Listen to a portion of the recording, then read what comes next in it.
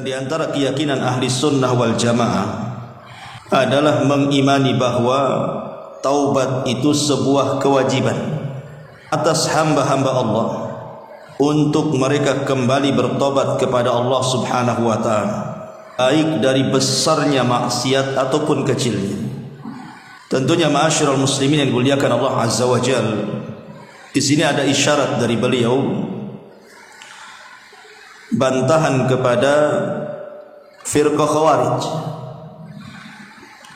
yang mereka mengeluarkan para pelaku dosa besar atas nama iman.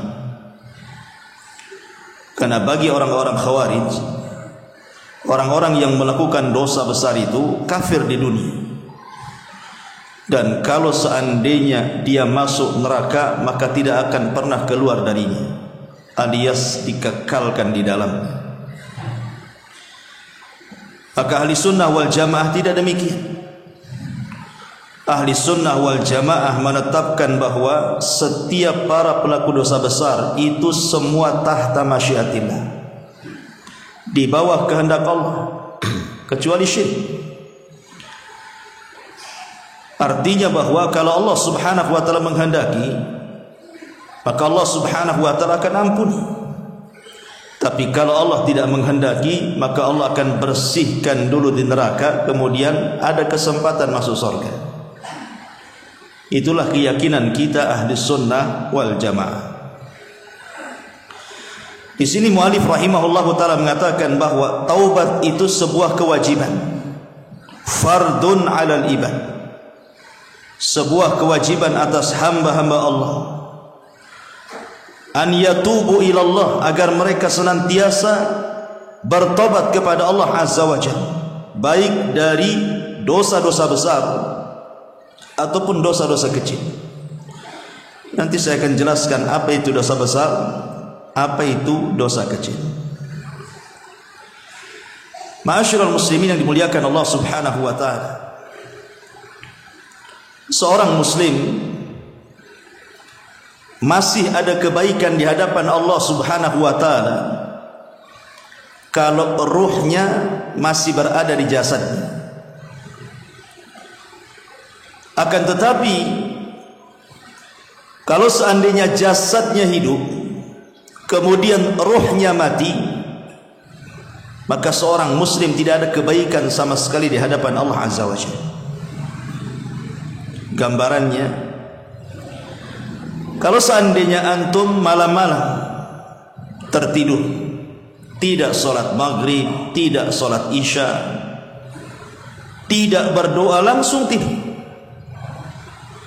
kemudian bangun keesokan harinya pun tidak sholat subuh, langsung beraktivitas, langsung kerja, dan tidak ada penyesalan dalam hatinya kalau dia itu sudah meninggalkan kewajiban Allah Azza wa Jalla, seolah-olah sudah aktivitas biasa saja sehari-hari seperti itu, ketahuilah bahwa kita tidak sedang baik-baik saja. Walaupun jasad kita hidup, ketahuilah bahwa ruh yang seperti itu ruhnya mati, karena tidak ada penyesalan sama sekali. Tapi kalau seandainya seseorang itu walaupun mungkin dia meninggalkan kewajiban Allah Azza wa Jalla karena belum ada hidayah menyapanya, tetapi kemudian dia tertidur, kemudian dia terbangun dan hatinya masih memikirkan kenapa dia tidak salat, kenapa dia tidak melaksanakan kewajiban Allah, kenapa dia seperti dan seperti itu, dia celah hatinya, dia celah ruh dan jiwanya, maka orang ini ada alamat kebaikan. Artinya ruhnya mulai hidup dia. Itulah yang disebut dengan nafsul lawamah, artinya jiwa yang selalu mencela dirinya, kenapa dia tidak melakukan hal-hal yang diperintahkan Allah dan Rasul. Yang ingin saya katakan ma'asyiral muslimin yang dimuliakan Allah Azza wa Jalla, bahwa di antara alamat ataupun syarat orang itu bertobat adalah adanya penyesalan. Bukan hanya sekedar dia meninggalkan maksiat, berjanji untuk tidak mengulang kembali, tapi dalam hatinya itu ada penyesalan. Menyesal dia. Kenapa dia melakukan dosa? Sebab penyesalan inilah yang menunjukkan bahwa ruh kita itu hidup. Bukan hanya jasad saja yang hidup, ruhnya juga hidup. Dan itu alamat kebaikan. Kalau jasad kita hidup, ruh kita hidup, berarti kita di atas kebaikan. Karena betapa banyak di zaman sekarang ini orang enggak peduli kan dengan kewajiban Allah itu. Meninggalkan sholat biasa saja. Sholat tidak ada dosa bagi dia. Sudah meninggalkan sholat digabungkan dengan maksiat-maksiat yang lainnya, tenang-tenang saja dia. Ah, ini hati-hati. Hatinya sudah mati orang seperti ini. Di dalam hadis Nabi SAW, dalam hadis qudsi, Allah Subhanahu wa taala berfirman, "Ana inda dhanni 'abdi bi wa ana ma'ahu hina yadhkuruni. Fa in dzakkarani fi nafsihi dzakartuhu fi nafsi. Wa in dzakkarani fi mala'in dzakartuhu fi mala'in khairum minhu. In taqarraba ilayya shibran taqarrabtu minhu dhira'an. Wa in taqarraba minni dhira'an taqarrabtu minhu ba'an. Wa in atani yamshi ataituhu harwalatan. Hadza minar rabb." Ma'asyiral muslimin yang dimuliakan Allah Subhanahu wa taala. Allah Subhanahu wa taala berfirman dalam hadis qudsi, "Sesungguhnya aku ini bersama prasangka hambaku." Jadi Allah itu mengikuti prasangka kita. Kalau kita berhusnudzon kepada Allah, maka Allah pun akan berbuat baik kepada kita. Tapi kalau kita suudzon kepada Allah, Allah pun sama. Karena Allah itu mengikuti prasangka kita. Kemudian Allah mengatakan, "Dan aku akan bersama dia selama dia senantiasa mengingatku," kata Allah. Kalau seandainya dia mengingatku dalam dirinya, aku pun sama mengingatkan dirinya dalam diriku. Jika dia mengingatku di tengah-tengah, hampirinya dengan berlari. Begitulah muamalah Allah Subhanahu wa taala dengan kita. Hadis ini ikhwan menunjukkan bahwa kasih sayang Allah Subhanahu wa taala kepada kita itu jauh lebih besar dibandingkan kasih sayang kita kepada kita sendiri. Hatta orang tua kepada kita, kasih sayang Allah itu jauh lebih besar dibandingkan kasih sayang kita kepada diri kita dan orang tua kita kepada kita. Buktinya, kalau kita datang kepada Allah Azza wa Jalla, bertobat kepadanya walaupun lambat. Mungkin kita sudah tua baru bertobat, ataupun mungkin kita bertobat itu dengan cara merangkak, tidak dengan cara berlari, tidak seperti orang-orang saleh. Itu masih lebih baik dibandingkan orang yang sama sekali tidak bergerak dan tidak mau bertobat kepada Allah Azza wa Jalla.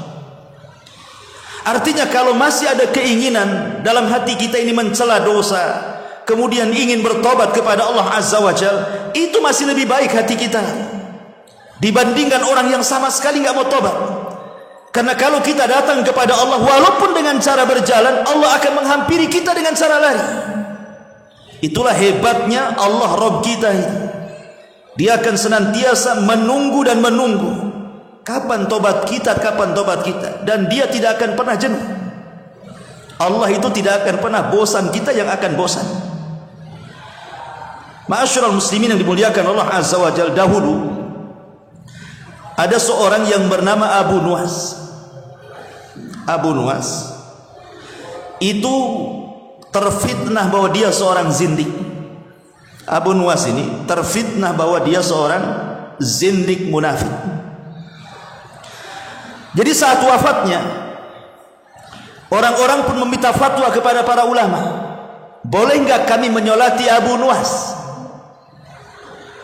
Dan orang-orang pun meminta sang alim di daerah situ untuk menyolati Abu Nuwas. Tapi sang alim menolak karena Abu Nuwas itu uttuhima bizindik, dia dituduh punya paham zindik munafik, orientalis bahasa kita. Ya. Ma'asyiral muslimin yang dimuliakan Allah Azza wa Jalla. Akhirnya kemudian tidak banyak orang yang datang untuk menyolati Abu Nuwas ini. Kemudian setelah dimandikan, rupanya dalam bajunya itu, orang yang memandikan itu menemukan sepucuk surat. Kemudian surat itu dibaca, dan surat itu bunyinya, in azumat dhunubiya kasratan falaqad alimtu bi anna afwaka a'zam in kana la yarjuka illa al-muhsin fabiman yaludhu wa yastajirul mujrim. Kata-katanya pendek, tapi lihat isi kandungan kata-kata dari catatan tulisan Abu Nuwas yang diletakkan di pakaiannya. Dia mengatakan, in azumat dhunubi, seandainya dosaku teramat sangat besar, ya kasratan, atau teramat banyak sekali, alimtu laqad alimtu, aku sudah tahu, bi anna afwaka a'zam, bahwa pemaafanmu ya Rabb, ampunanmu ya Rabb jauh lebih besar dibandingkan dosaku. Anggap saja dosaku besar, bahkan besar sekali, bahkan banyak sekali, tetapi ampunan Allah jauh lebih besar dibandingkan dosa hambanya. Makanya ada hadis, kalaulah seandainya dosa kita membumbung sampai ke langit, kemudian kita datang kepada Allah tidak menyekutukan Allah, apa kata Allah? Ghafartu laka wala ubali, aku akan ampuni dosamu dan aku tidak peduli. Kemudian potongan yang kedua dia mengatakan, in kana la yarjuka illal muhsin fabiman yaludu wa yasta'jirul mujrim. Kalau seandainya yang diterima, yang hendak diterima olehmu ya Rabb adalah orang-orang baik saja, lalu kenapa orang-orang jahat yang berdosa itu harus minta perlindungan? Kemana lagi mereka harus kembali? Kalau yang diterima orang-orang baik saja, lalu orang-orang yang mujrim, orang-orang yang berdosa, orang-orang yang banyak maksiat itu harus kemana mereka kembali? Subhanallah. Ketika kemudian sepucuk surat ini dibacakan kepada sang alim dan ditanyakan kepada istrinya, kapan dia menulis surat ini? Kemudian istrinya mengatakan, 1 hari sebelum meninggal dia mencatat surat ini. Kata sang alim, kalau begitu kita solatkan. Kalau begitu kita solatkan semuanya. Dari sini ada pelajaran besar, bahwa al-a'mal bi khawatimiha, amal itu ditentukan akhirnya. Amal itu ditentukan akhirnya, bukan awal, bukan tengah. Betapa banyak orang-orang yang lisan mereka mengucapkan astagfirullah, astagfirullah, tapi saat kematiannya kalimat itu sudah tidak terucap. Tapi betapa banyak orang-orang yang tidak mengucapkan astagfirullah, tapi saat kematiannya dia pula mengucapkan astagfirullah. Maksudnya apa?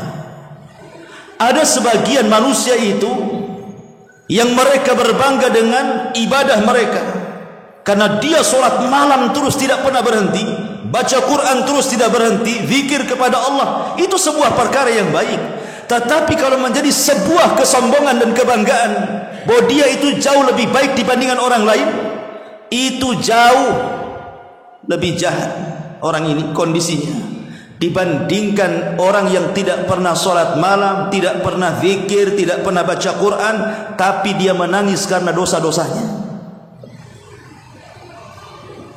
Kalau seandainya ada 2 orang, yang satu ahli sholat, ahli puasa, ahli zikir, ahli baca Quran, tapi dia yaghtar bi amalihi, sombong dengan amalan, merasa itu paling hebat dia, merendahkan orang lain. Tapi yang satunya amalannya kurang, tapi dia selalu menangis dari dosa-dosanya, dia ingin kembali kepada Allah Subhanahu wa taala. Maka Allah lebih sayang kepada orang yang menangis dari dosa-dosanya walaupun sedikit amalannya, dibandingkan orang yang rajin ibadah tapi sombong dengan ibadahnya. Karena Allah itu yuhibbut tawwabin wa yuhibbul mutatahhirin. Allah itu suka dengan orang-orang yang tobat. Dari sini tidak boleh seseorang membanggakan dirinya, tetapi merendahkan dirinya jauh lebih baik. Karena itulah seharusnya seorang hamba merasa fakir di hadapan Rabb yang Maha Kaya. Ma'asyiral muslimin yang dimuliakan Allah Subhanahu wa taala. Di sini mu'alif rahimahullahu taala mengisyaratkan tentang pentingnya tobat dari dosa-dosa. Apakah dosa itu kecil ataukah dosa besar? Di dalam sebuah syair yang bagus sekali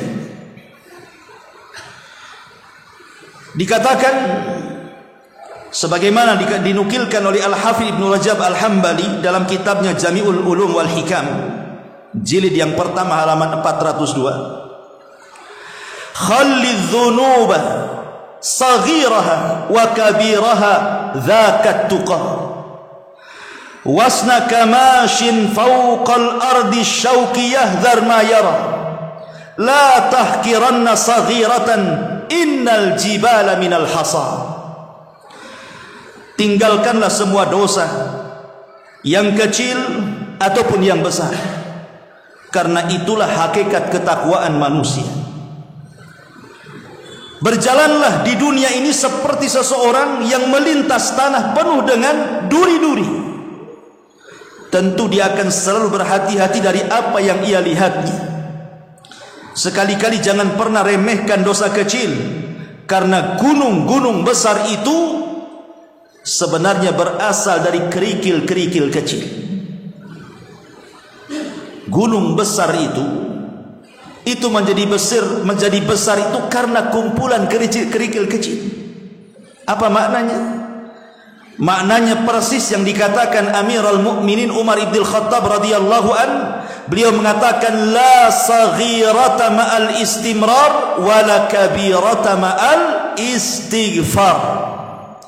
Tidak ada dosa kecil kalau dikumpul-kumpul ya besar juga, dan tidak ada dosa besar kalau senantiasa digempur dengan istighfar. Artinya bahwa kalau seandainya seseorang itu kemudian memilah-milih ini dosa besar, ini dosa kecil, enggak apa-apa, ini kan masih kecil, belum besar. Yang kecil ini terkadang lebih bahaya dibandingkan yang besar. Saya ulangi, yang kecil ini terkadang lebih bahaya dibandingkan yang besar. Perhatikan hadis Nabi. Kata Nabi SAW, iyyakum wa muhaqqaratiz dzunub. Kata Nabi SAW, hati-hati kalian, jangan sampai meremehkan dosa, mau kecil mau besar. Fa innahunna yajtami'na 'ala ar-rajuli hatta yuhliknahu. Karena jika ia berkumpul pada seseorang, maka boleh jadi dosa-dosa itu akan menghancurkannya. Wa inna Rasulullah sallallahu alaihi wasallam dharaba lahunna mathalan kamathali qaumin nazalu arda falatin fahadara sani'ul qaumi faja'ala ar-rajulu yantaliku fayaji'u bil 'udi war-rajulu yaji'u bil 'udi hatta jama'u sawadan fajtajju naran wan dhaju ma qadhafu fiha. Nabi SAW membuat permisalan. Apa permisalannya? Kata Nabi SAW, satu kaum yang singgah di sebuah lembah, kemudian dihampiri oleh pemuka kaum. Lalu orang tadi pergi kembali dengan membawa dahan kering-kering hingga terkumpul dalam jumlah yang banyak. Kemudian disulutlah dahan-dahan kering itu dengan api, maka tumpukan dahan tersebut menjadi terbakar dan menjadi matang apapun yang di atasnya, apapun yang dipanggang. Apa permisalan Nabi SAW dengan kalimat hati-hati jangan remehkan sebuah dosa? Maksudnya walaupun itu kecil, karena kecilnya dosa ini kalau dikumpul-kumpul itu jadi besar dan bisa menghancurkan. Seperti Anda mengumpulkan satu batang kayu sampai setumpuk, kemudian Anda bakar, maka apinya bisa melalap apapun yang di sekitarnya. Saya contohkan seperti ini. Kalau seseorang kemudian melakukan berzina, betul-betul berzina dengan seorang wanita pelacur. Ini ada dua orang. Yang satu berzina, betul-betul berzina. Yang satu tidak berzina, tapi membayangkan zina. Berzina itu dosa besar kan? Tapi kalau mencium, meraba, membayangkan itu bukan dosa besar, itu dosa kecil. Ya, seperti antum melihat handphone, kemudian melihat aurat perempuan, kemudian terbayang-bayang ingin zina, tapi takut zina kan itu haram. Maka membayangkan zina terus menerus ini jauh lebih bahaya dibandingkan zinahnya itu sendiri. Karena kalau zina, setelah zina selesai. Tapi kalau membayangkan zina terus-terusan sehingga hatinya kemudian rindu ingin berzina tapi tidak mau berzina, kan itu sebuah dosa. Lama-lama kemudian hatinya diperbudak dengan keinginan zina tapi tidak bisa zina. Dan kalau sampai diperbudak, berarti bukan hanya sekedar jatuh kepada kemaksiatan, boleh jadi Anda bisa jatuh kepada kesyirikan. Dari segi mana jatuhnya kesyirikan itu? Membayangkan orang berzina itu, ikhwan. Karena Nabi SAW, Allah Subhanahu wa taala berfirman, "Wa minan nasi may yattakhidhu min dunillahi andadan yuhibbunahum ka hubbillah walladzina amanu asyaddu hubbalillah." Allah mengatakan, dan di antara manusia ada orang-orang yang menyembah tandingan-tandingan selain daripada Allah. Mereka mencintainya sebagaimana mereka mencintai Allah Subhanahu wa taala. Dan orang-orang yang beriman amat sangat cinta dengan Allah Subhanahu wa taala.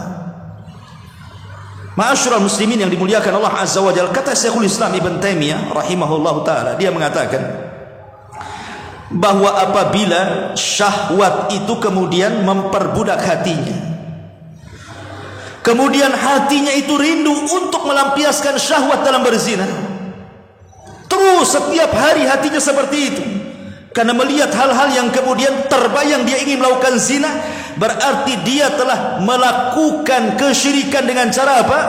Menjadikan syahwat itu tandingan selain daripada Allah Subhanahu wa taala. Di sini letak kesyirikannya, karena menyimpangkan kecintaan yang harusnya diberikan kepada Allah, dia berikan kepada syahwatnya. Makanya terkadang dosa kecil itu bisa lebih bahaya dibandingkan dosa besar itu sendiri, kalau itu terus menerus dan ditumpuk-tumpuk. Ma'asyiral muslimin yang dimuliakan Allah Subhanahu wa taala. Dari sini seorang tabi'in yang bernama Bilal ibn Sa'ad rahimahullahu taala, dia mengatakan, "La tanzuri ila sigharil ma'siyati, walakin unzur ala man asaita." Kata Bilal bin Sa'ad rahimahullahu taala, seorang ulama tabi'in, janganlah kalian melihat kepada kecilnya maksiat, tapi lihatlah kepada siapa engkau bermaksiat. Jangan pernah lihat kepada kecilnya maksiat, tapi lihatlah kepada siapa engkau sedang bermaksiat. Karena baik dosa besar ataupun dosa kecil sama-sama maksiat. Dosa besar maksiat kepada Allah Subhanahu wa taala, Anda berzina, Anda mencuri, Anda ghibah, Anda membunuh, Anda minum khamr, itu semua maksiat.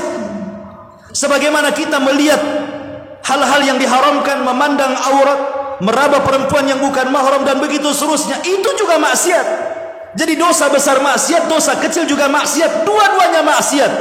Makanya kemudian dia mengatakan, jangan melihat kepada maksiat, apakah ini kecil, apakah ini besar, tapi lihatlah kepada siapa Anda sedang bermaksiat kepada Allah Azza wa Jalla. Anda sedang bermaksiat kepada Allah.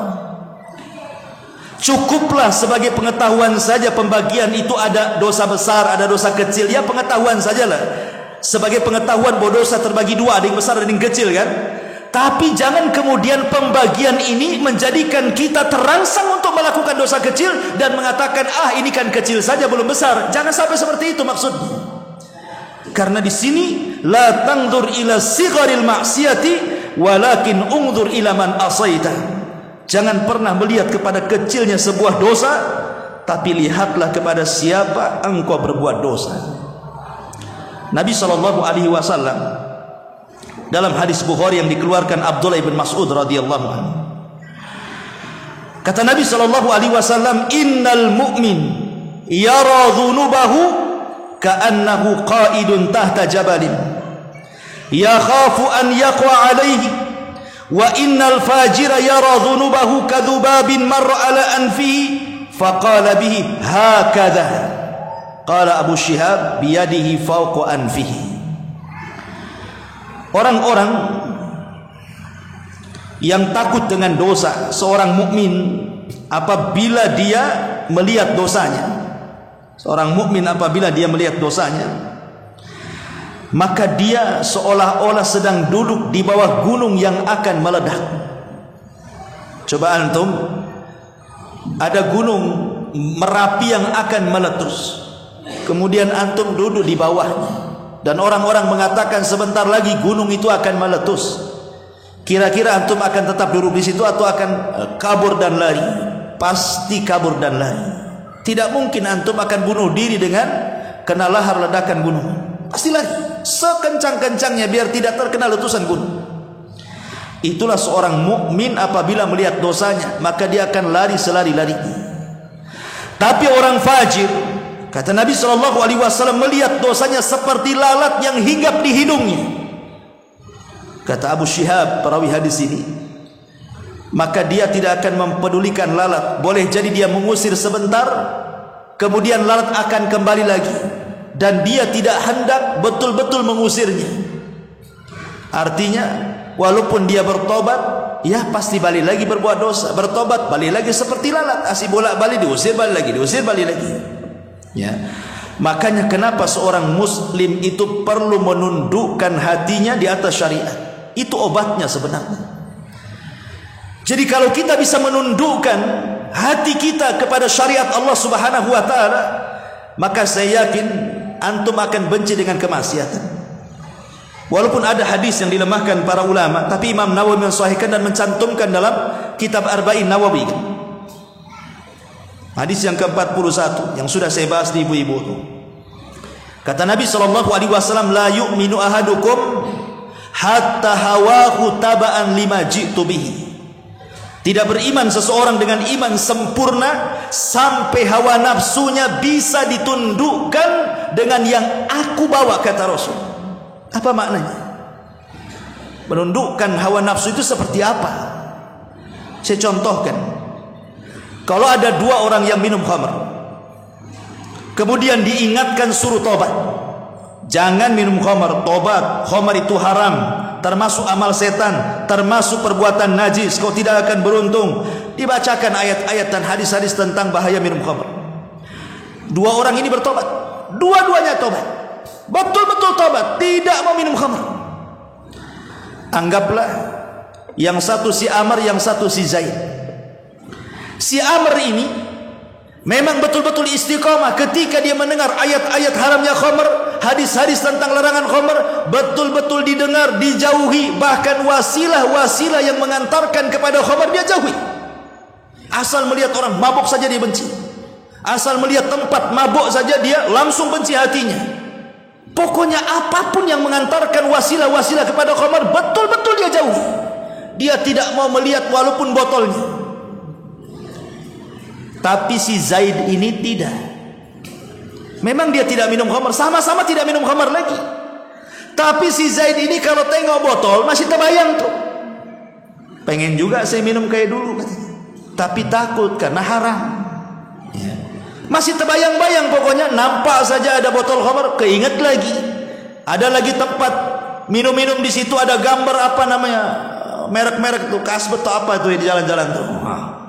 Wah, pengen juga tuh. Hatinya masih kepengen tapi tidak melakukan karena dia tahu khamr itu haram. Para ulama mengatakan antara Zaid dan Amr ini berbeda. Adapun si Amr betul-betul dia menundukkan hatinya kepada syariat karena dia benci maksiat. Tapi si Zaid ini belum mampu menundukkan hatinya karena masih rindu berbuat maksiat walaupun dia tidak maksiat. Bisa dipahami? Itulah bedanya orang yang bisa menundukkan dengan yang belum bisa menundukkan jiwa ini. Makanya di sini Nabi SAW menggambarkan bagaimana seorang mukmin yang takut dengan dosa dengan seorang fajir yang tidak takut dengan dosa. Tapi yang jelas bahwa jangan pernah remehkan sekecil apapun kebaikan. La tahqiranna saghiratan innal jibala minal hasa. Jangan pernah meremehkan dosa kecil, karena gunung sebesar itu sebenarnya tertumpuk dari kerikil-kerikil kecil. Ma'asyiral muslimin yang dimuliakan Allah Subhanahu wa taala. Kemudian muallif rahimahullah telah mengingatkan di sini, kata muallif, an yatubu ilallah min kabiril ma'asi wa saghiriha. Hendaklah seseorang itu bertobat kepada Allah Subhanahu wa taala dari dosa-dosa besar ataupun dosa kecil. Apa itu dosa besar? Para ulama ketika mendefinisikan dosa besar, kita ambil pendapat yang dikuatkan Imam Ahmad, Al-Imam Al-Qurtubi dan Al-Imam Ibnu Taimiyah, serta yang dikuatkan Imam Zahabi rahimahullahu taala tentang definisi apa itu dosa besar. Mereka mengatakan sebagaimana dinyatakan Hasan Al-Basri, annal kabair, bahwa dosa-dosa besar adalah kullu dzambin, setiap dosa, khatamahullahu ta'ala binarin au ghadabin au la'natin au adzabin. Setiap dosa yang Allah tutup dengan ancaman neraka, dengan adanya kemurkaan Allah, dengan adanya laknat Allah, dengan adanya azab Allah, maka itulah dosa besar. Ada definisi yang lain yang ditambahkan, dan juga adanya hudud min hududid dunia. Kalau diancam dengan had-had yang ada di dunia seperti potong tangan, rajam, cambuk, penggal dan begitu seterusnya, maka itu dosa besar. Jadi kesimpulannya dosa besar itu, kalau ada dosa kemudian terancam di dunia dengan hukum hudud, seperti berzina itu kan diancam dengan hudud. Kalau dia menikah, rajam sampai mati. Kalau belum menikah, cambuk 100 kali, diasingkan setahun. Kalau dia minum khamar, dicambuk 40 kali di zaman Rasul, di zaman Umar 80 kali. Kalau dia mencuri, potong tangan dan begitu seterusnya.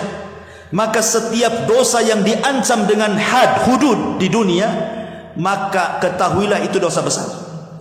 Atau di akhirat dia diancam dengan adanya neraka, dengan adanya kemurkaan Allah, dengan adanya laknat dari Allah, dengan adanya azab.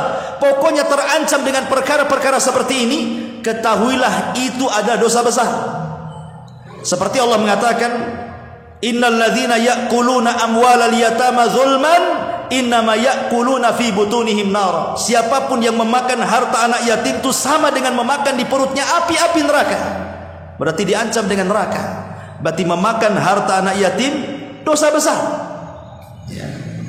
Ataupun ketika Allah mengatakan, waman yaqtul mu'minan muta'ammidan fajaza'uhu jahannam. Siapa yang membunuh seorang mukmin secara sengaja, balasannya jahannam, terancam dengan neraka. Berarti membunuh seorang mukmin itu dosa besar. Apapun dosa yang ada ancamannya. Fawailul lil musallin, celakalah orang-orang yang salat. Siapa mereka? Alladzina hum an salatihim sahun, orang-orang yang lalai dalam salatnya karena mengakhir-akhir waktunya. Berarti mengakhir-akhirkan waktu salat dosa besar, karena terancam dengan wail, dengan neraka wail. Jadi apapun dosa, kalau ada ancamannya, berarti dosa itu dosa besar. Kebalikannya, kalau tidak ada ancaman dari hudud dunia atau dari azab akhirat, maka dosa itu dosa kecil. Sebagian para ulama berusaha membilang berapa jumlah dosa besar itu, berapa banyak. Karena Al-Imam Az-Zahabi rahimahullahu ta'ala mengarang satu buku namanya Al-Kabair, dosa-dosa besar. Beliau kumpulkan di situ 50 lebih dosa besar.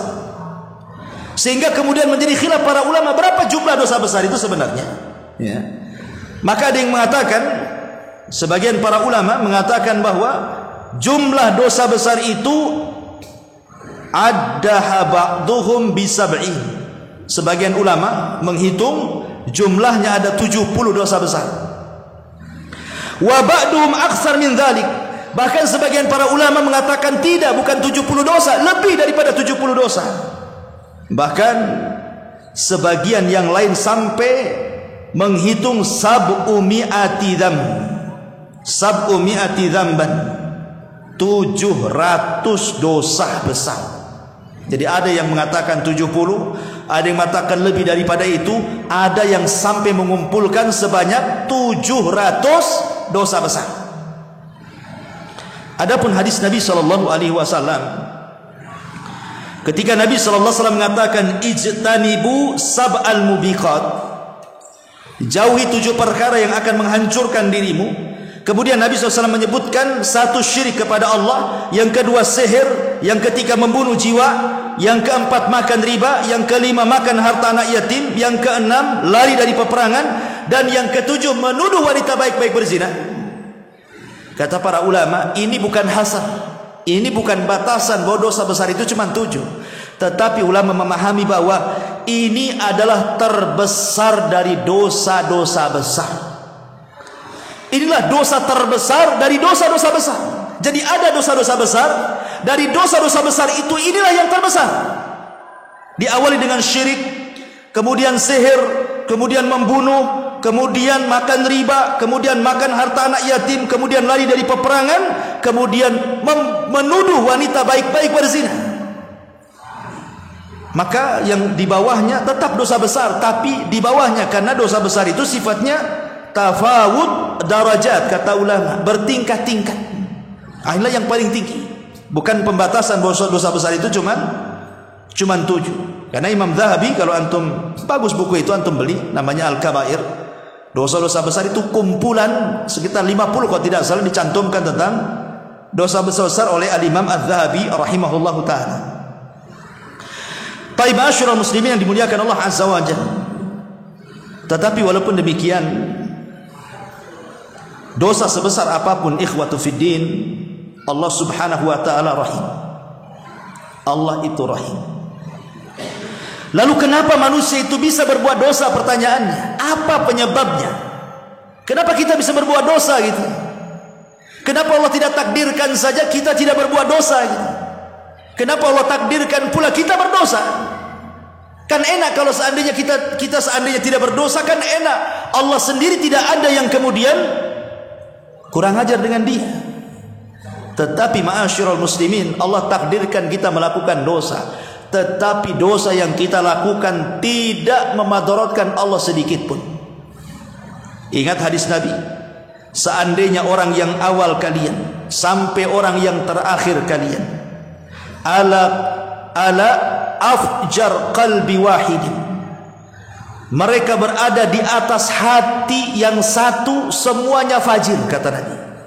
Anggaplah satu dunia itu jahat semua, tidak ada yang baik satu dunia itu, dari mulai Adam sampai yang terakhir mati yang terkena sangkakala Israfil. Anggaplah jin dan manusia seperti itu, tidak ada yang baik, kata Nabi. Inna awwalakum wa akhirakum jinnakum wa insakum, orang yang pertama dan yang akhir, jin dan manusianya, ala afjari qalbin wahidin, mereka berada di atas sefajir-fajirnya, sejahat-jahatnya hati, semuanya nggak ada yang baik. Apa kata Nabi SAW? Ma naqasa min mulkihi syai'a, itu tidak mengurangi dari kekuasaan Allah sedikit pun. Seandainya semua manusia berbuat jahat, berkurang kekuasaan Allah? Tidak sama sekali, tidak berkurang. Atau sebaliknya, kata Nabi SAW, kalaulah orang yang awal, yang akhir, jin dan manusianya dirubah oleh Allah, semua baik, semua taat, tidak ada yang maksiat. Kata Nabi SAW, ma zada fi mulkihi syai', itu pun tidak menambah kekuasaan Allah sedikit pun. Artinya ketaatan kita tidak menambah kekuasaan Allah, kemaksiatan kita pun tidak mengurangi kekuasaan Allah. Maknanya maksiat itu tidak memudaratkan Allah sedikit pun, karena kita yang berhajat kepada Allah Azza wa Jalla. Lalu kenapa Allah takdirkan kita ini berbuat dosa, ikhwan? Pasti kita berbuat dosa. Kalau Allah Subhanahu wa ta'ala kelak membangkitkan semua manusia di padang mahsyar, kemudian menghadap kepada Allah, demi Allah tidak ada satupun manusia yang menghadap bersih dari dosa. Semua manusia pasti bawa dosa. Kalau seandainya kita menghadap kelak di yaumul kiamah, di padang mahsyar, semua berdiri menghadap Allah, wallahi demi Allah tidak ada manusia yang tidak membawa dosa, ikhwan. Semua manusia itu membawa dosa, baik banyak ataupun sedikit. Karena Allah sudah mentakdirkan manusia itu berbuat dosa. Kata Nabi SAW, kataba libni Adam, Allah sudah mencatat, artinya mentakdirkan, menjadi qada dan qadar Allah Subhanahu wa taala bagi seorang hamba akan senantiasa melakukan perbuatan zina. Kemudian Rasul mengatakan, mata zinanya memandang yang haram, telinga zinahnya mendengar yang haram, lisan zinahnya mengucapkan yang haram, termasuk hidung zinahnya mencium ke yang haram, termasuk tangan dan kaki digerakkan kepada yang haram, dan kemaluanlah yang akan membenarkan atau mendustakannya. Dan itu sebuah kepastian. Manusia di mana saja pasti berbuat dosa. Tidak mungkin tidak. Antum berbuat tinggal di mana saja, mustahil antum tidak berbuat dosa. Sebutkan antum tinggal di mana. Mau antum ngurung diri dalam rumah, mau antum di luar rumah, mau antum di keramaian manusia, pasti berbuat dosa. Apalagi zaman sekarang. Tetapi walaupun Allah Subhanahu wa taala mentakdirkan manusia harus berbuat dosa, bahkan bapak kita Adam alaihi salam juga berbuat dosa, tapi Allah itu rahim. Allah itu rahim. Tetap seberapa banyak pun dosa kita, Allah pasti ampuni. Itulah kenapa Allah itu jauh lebih kasih sayang dibandingkan diri kita sendiri kepada diri kita, ataupun kepada orang tua kita kepada kita. Sampai dalam perang Hunain. Perang Hunain itu kaum muslimin kan menang. Kemudian banyak budak-budak tawanan perempuan. Jadi Nabi SAW kedua matanya terpusat kepada tawanan-tawanan perempuan. Karena ada satu tawanan perempuan itu, tiba-tiba dia menangis, histeris, mencari-cari bayinya. Setiap ketemu bayi yang digendong wanita orang lain, diambilnya. Setelah bukan bayinya, diserahkan kembali. Hampir semua wanita yang pegang bayi diambilnya, tapi dikembalikan kembali, kan itu bukan bayinya. Rupanya Rasul baru paham wanita itu kehilangan bayinya. Menangis dia histeris. Kemudian dia pun sampai terduduk lemas dan hampir putus asa. Tiba-tiba dari kejauhan ada seorang wanita menggendong bayi. Itu adalah bayinya. Ketika melihat bayinya, bahagia luar biasa. Sampai kemudian dia menyusui tanpa peduli auratnya kemana-mana. Kemudian air susunya muncrat kemana-mana, dia gak peduli. Saking tidak sadarnya, karena puncak kesenangan bayinya ketemu. Bayinya ketemu. Masyarul muslimin yang dimuliakan Allah Azza wa Jalla. Begitulah kasih sayangnya seorang ibu kepada anaknya. Bagaimanapun kondisinya, pasti dia akan mencari anaknya. Sampai ada kasus baru-baru ini kan, ada orang mati memeluk bayinya kan. Banyak ada anak kecil yang belum makan 2 hari. Banyak belakangan tahu kasusnya dibunuh oleh suami. Tapi lihat kematiannya, dia peluk bayinya dia. Ya. Kata Nabi SAW kepada para sahabat, ambil kayu bakar. Kata Nabi, ambil kayu bakar, buat perapian di sana. Setelah kau buat perapian di sana, kata Rasul, panggil wanita yang baru menemukan bayinya itu. Kemudian kau perintahkan wanita itu, lemparkan bayimu ke dalam api itu. Kira-kira apa jawabannya? Maka sahabat mengatakan, ya Rasul, ini kegilaan namanya. Wanita itu sudah sedih, sudah putus asa karena bayinya hilang. Tiba-tiba sudah ketemu bayinya dan dia merasa bahagia. Tiba-tiba kau suruh dia melemparkan bayi ke dalam api. Ini kegilaan namanya. Dan tidak mungkin wanita itu akan mau. Karena kasih sayangnya wanita itu kepada anak bayi itu. Kata Nabi SAW, di sini syahidnya, Allah lebih sayang dengan hambanya dibandingkan wanita itu dengan bayinya. Itu syahidnya. Allah lebih sayang dengan hambanya dibandingkan wanita itu dengan bayinya. Makanya Sufyan Ats-Tsauri rahimahullahu ta'ala sampai mengatakan, kalau seandainya pada hari kiamat ada 2 yang akan menghisab diriku, 1 ummi ibuku dan 1 Tuhanku Allah Subhanahu wa ta'ala, aku jauh lebih memilih Tuhanku dibandingkan ibuku. Walaupun tahu ibuku sayang denganku, tapi Allah jauh lebih sayang kepadaku dibandingkan ibuku kepadaku. Padahal mustahil seorang ibu, apalagi antum anak yang baik, ketika kemudian menghisab antum, pasti antum langsung dimasukkan ke surga lah. Nah, mungkin dimasukkan ke neraka kan? Nggak akan hitung-hitungan seorang ibu dengan kita itu. Tapi Al-Imam Sufyan Ats-Tsauri ini mengatakan, tetap aku memilih dihisab oleh Tuhanku dibandingkan oleh ibuku, katanya. Karena aku tahu kasih sayang ibuku jauh lebih besar, kasih sayang Tuhanku jauh lebih besar dibandingkan ibuku. Dari sini Allah katakan, la taqnatu min rahmatillah, innallaha yaghfiru dzunuba jami'a. Jangan putus asa dari rahmat Allah, karena Allah itu mengampuni semua dosa. Sudah Isya ya? Hah? Belum, berapa menit lagi? 3 menit lagi. Baik. Ma'asyiral muslimin yang dimuliakan Allah Azza wa Jalla. Lalu bagaimana cara taubat itu? Dan apa taubatan nasuha itu? Kita sering mendengar istilah taubatan nasuha, taubatan nasuha. Apa yang dimaksud taubatan nasuha itu? Ketika Allah Subhanahu wa taala berfirman dalam surah At-Tahrim ayat 8. Allah mengatakan, ya ayyuhalladzina amanu tubu ilallahi taubatan nasuha. Asa rabbukum an yukaffira ankum sayyi'atikum wa yudkhilakum jannatin tajri min tahtihal anhar. Yauma la yukhzillahu an-nabiyya walladzina amanu ma'ah. Nuruhum yas'a baina aydihim wa bi aymanihim yaquluna rabbana atmim lana nurana waghfir lana innaka ala kulli syai'in qadir. Wahai orang-orang yang beriman, bertobatlah kalian dengan taubatan nasuha. Di sini ada kalimat taubatan nasuha. Apa yang dimaksud taubatan nasuha? Berkata Imam Al-Quradi rahimahullahu taala, setelah beliau menyebutkan beberapa pendapat para ulama, beliau mengatakan, ijma'uha arba'atu asya. Disebut taubatan nasuha kalau terkumpul 4 perkara. Yang pertama, al-istighfaru bil lisan. Istighfar dengan lisannya, astagfirullah, astagfirullah, astagfirullah. Yang kedua, al-iqla'u bil abdan. Betul-betul badan kita menjauhi dosa yang kita lakukan. Kemudian yang ketiga, idmaru tarkil audi bil jinan. Perasaan dalam hati betul-betul berazam ingin menjauhi, tidak mungkin kembali lagi kepada dosa yang sudah dikerjakannya. Kemudian yang keempat, muhajaratus sayyi'il ikhwan. Berusaha menjauhi teman-teman yang baik yang akan menyeret dia ke dalam dosa. Itulah disebut taubatan nasuha. Istighfar, badan kita menjauh dari maksiat, hati kita berazam untuk tidak kembali melakukan maksiat, dan yang keempat, jauhi teman-teman yang akan menyeret kita ke dalam maksiat. Subhanakallah bihamdika, asyhadu an la ilaha illa anta astaghfiruka wa atubu ilaik. Allahu ta'ala. Assalamualaikum warahmatullahi wabarakatuh.